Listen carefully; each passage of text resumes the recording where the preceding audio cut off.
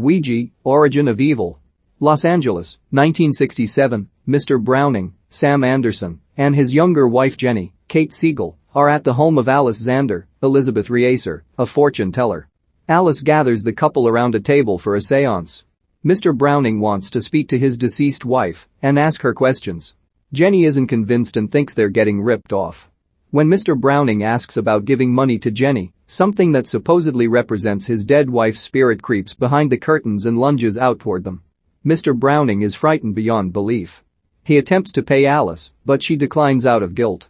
The spirit is actually Alice's teenage daughter Paulina, Annalise Basso, while her younger daughter Doris, Lulu Wilson, was hiding to create the effects of candles blowing out.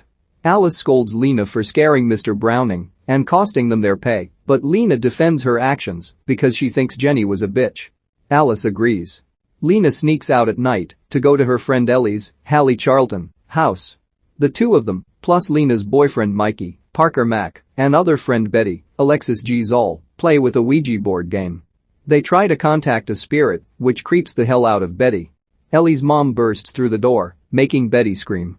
Alice later picks up Lena, upset with her. While the girls are at school, Alice goes to find a Ouija board of her own after Lena suggests it could be good for business. At night, Alice uses the board and unknowingly makes contact with a spirit named Marcus, who speaks through Doris. Doris responds to Alice's questions, to Lena's confusion. Doris uses the Ouija board on her own, despite the first rule of the game being not to play alone, in the hopes of making contact with her dead father Roger, Michael Weaver. At school, Father Tom, Henry Thomas, calls Alice in to review Doris's homework. It's all written in cursive, despite no one having knowledge of Doris ever learning how to write like that. Alice and the girls return home to find a notice of foreclosure on their door. Doris returns with a pouch full of money that she claims Roger told her about. She shows her mom and sister a space in the basement wall that contained the money. Later, Doris shows Alice and Lena how she communicated with Roger. To their astonishment, the planchette moves on its own when Alice asks the spirit where Roger was when she told him she was pregnant with Lena. The planchette moves around to spell shower. When Alice asks if Roger is really there, it moves to yes. The girls look through the planchette lens to see if they spot anything, but Lena is too freaked out to keep looking. Alice starts to keep Doris home from school to work with her. Using the Ouija board, they have been generating more business, as customers are convinced with Doris speaking in voices that aren't hers and is answering questions only the deceased would know. Doris later starts to experience a pain in the back of her neck. After Lena gives her medicine, Doris looks through the planchette in the mirror and sees a tall, black spirit with its mouth sewn shut. Doris screams, and the spirit sticks its arm down her mouth as it possesses her. Alice goes out with Father Tom for the night, while Lena has Mikey come over as Doris watches TV. Tom chooses not to pursue other relationships after his wife's passing, as well as to keep with his faith. Lena and Mikey spend a brief time together and only kiss before she kicks him out. As Mikey is leaving, Doris startles him as she appears out of nowhere. She then starts to describe being strangled to death in graphic and disturbing detail. Lena brings a bunch of papers written by Doris to Tom at school. They are written in Polish, and Tom says he knows someone at the school who can translate them for her. In the schoolyard, two boys that make fun of Doris are sitting on a bench when one of them aims his slingshot at her head. Doris turns around and stares the bully down and causes the kid to strike himself in the face. Lena finds one of her dolls has what look like stitches drawn onto its mouth. She confronts Doris about it, but Doris claims it was their dad that did it to stop the voices. Tom visits the Zanders for a seance with Alice and Doris.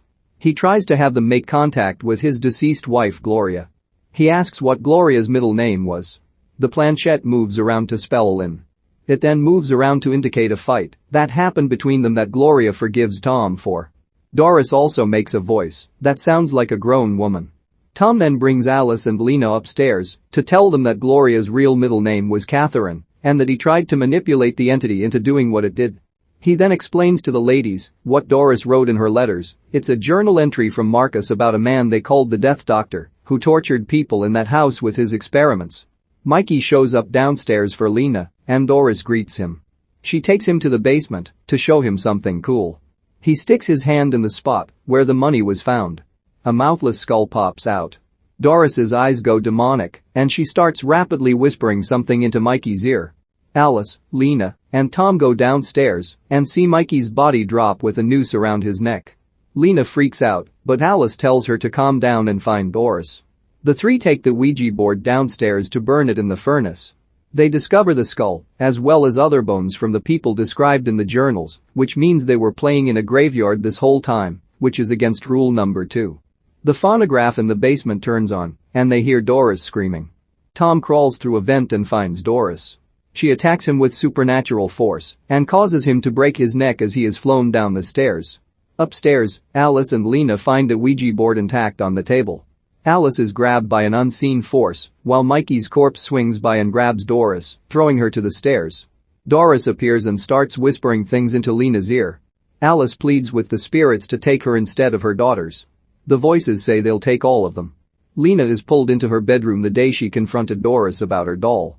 She sees her father and understands now what Doris meant by stopping the voices. Alice is being dragged in the basement.